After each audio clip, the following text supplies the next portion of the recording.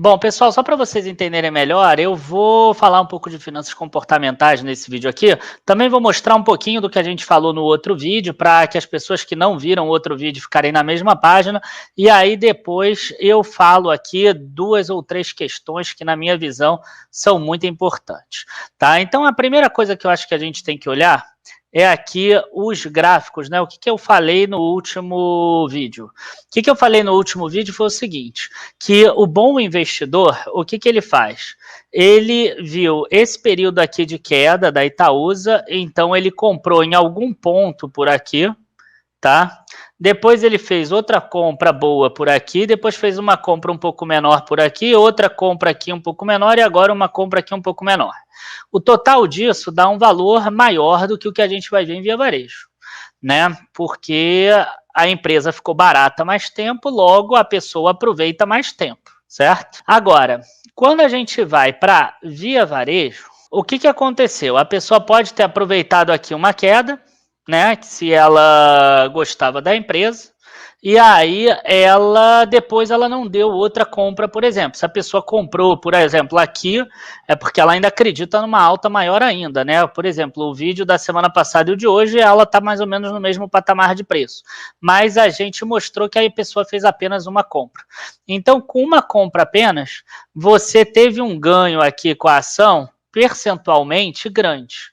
Mas de valor absoluto não é um valor tão grande assim quanto o que você pode auferir com a Itaúsa, porque você faz várias compras enquanto ela se lateraliza, tá? O racional do outro vídeo era esse. Agora, tem algumas questões que são importantes a gente tratar com relação a finanças comportamentais, e o primeiro deles é o seguinte: qual dos tipos de ação te dá maior vontade, maior garantia de que você vá fazer várias compras, né? As pessoas falaram assim, compara 30 mil de Itaúsa com 30 mil de Via Varejo. Cara, uma pessoa que entenda bem sobre finanças, sobre investimentos, ela não vai investir a mesma quantidade de valor da Itaúsa e na Via Varejo, tá? Ela não vai investir, por exemplo, se ela confia muito nas duas, dificilmente ela vai investir 15% em Itaúsa e 15% em Via Varejo, tá? Outra coisa, se ela não gosta da Itaúsa, por exemplo, e a empresa que ela acredita que é a melhor da carteira dela, se tiver que ter 15% ou 20%, dificilmente essa empresa vai ser a Via Varejo, porque é uma empresa que a gente vai ver que não tem consistência de lucro. Então, quer dizer, ela pode agora estar mostrando talvez uma retomada, como, por exemplo, pode perder o lucro dela no futuro, ou perder os fundamentos dela, não que ela tenha fundamentos hoje. Então, eu separei aqui algumas ações para a gente poder verificar, e uma delas foi a Itaúsa, que a gente já pode ver aqui. Esse aqui é o lucro da Itaúsa. Então, uma empresa como essa aqui, que tem esses resultados no longo prazo, ela te dá muita garantia de que provavelmente o que está passando agora é algo passageiro, não é algo que deve permanecer mais para frente. Aí aqui eu passei para a VEG. A VEG é a mesma coisa. Se uma pessoa vê o preço da VEG, por exemplo, lateralizar ou cair, a pessoa compra. Por quê? Porque a tendência do lucro dela é para cima.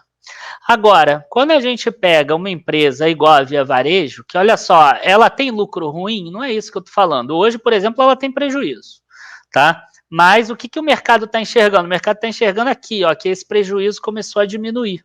Então, sei lá, pode ser que ela volte a ter lucro aqui. Então, o mercado está antecipando, na verdade, isso, né? E aí, o que acontece? Uma empresa desse tipo aqui, eu particularmente não coloco um percentual grande da minha carteira. Eu posso ter um percentual, mas não vai ser um percentual grande. Então, na minha visão, não é errado quando eu comparo 5 mil da Via Varejo com 30 mil da Itaúsa. Tá? Esse é o primeiro ponto. Isso tem muito a ver com o comportamento das pessoas. A pessoa, numa coisa boa, ela investe muito. Numa coisa que é duvidosa, ela pode até tentar investir para ganhar um dinheiro, mas ela vai investir pouco. Tá? Esse é o primeiro ponto. E só para não dizer que eu fiquei só na Via Varejo, eu botei aqui a Magazine Luiza também, que é uma empresa que teve um resultado maravilhoso aqui nos últimos anos, mas ela é cíclica também, ó, para baixo, para cima, para baixo, para cima, e quem sabe se aqui já não é o início de um para baixo, né? Então é algo que é importante também a gente dar uma olhada.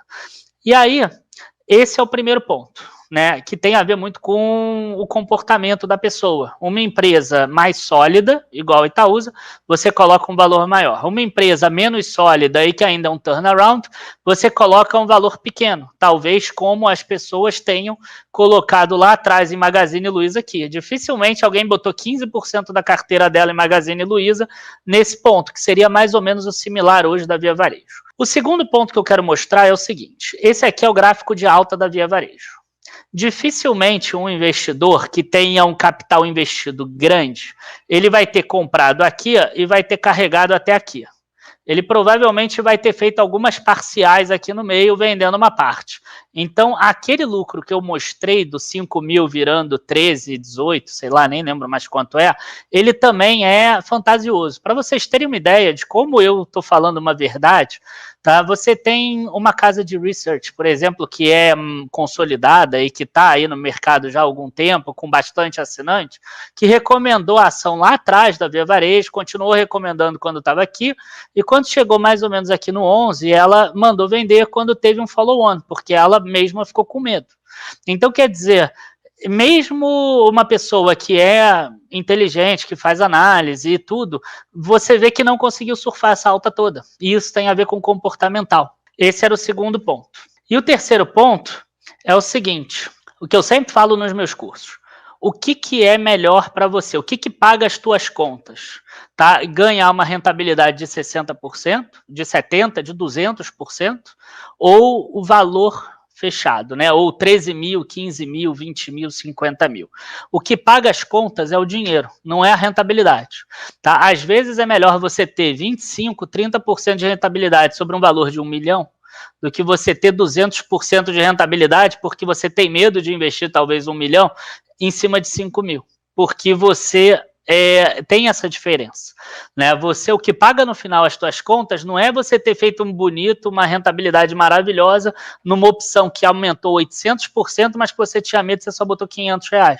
Isso vai ser legal para você? Vai. Você vai poder postar no Instagram? Vai, mas isso não vai mudar a tua vida, isso não vai pagar as tuas contas, tá? Então, esses 3 pontos, que tem muito a ver, muito mais com psicológico do que com cálculo matemático, é que eu esperava que vocês tivessem visto no outro vídeo e esperava que tivesse ficado claro. Como não ficou, estou aqui refazendo o vídeo, tá? Sem nenhum cálculo, mostrando os pontos comportamentais, os pontos que estão muito mais aqui do que aqui, né, no cálculo. Abraços aí a todos. Bons investimentos, espero que vocês tenham gostado desse vídeo e que as dúvidas tenham se dirimido. Se você mesmo assim acredita que vale a pena investir um valor grande numa empresa duvidosa como a Via Varejo, enfim, você invista, tá? Eu poderia ter usado outras ações como exemplo também, para quem ficou chateado que eu usei a Via Varejo. Eu usei a Via Varejo porque no e-mail da pessoa que me mandou, ele comparava a Itaúsa com a Via Varejo. Eu poderia ter usado outras empresas. A Via Varejo foi apenas porque foi o e-mail do assinante. Abraços aí a todos, bons investimentos e até a próxima. Tchau, tchau.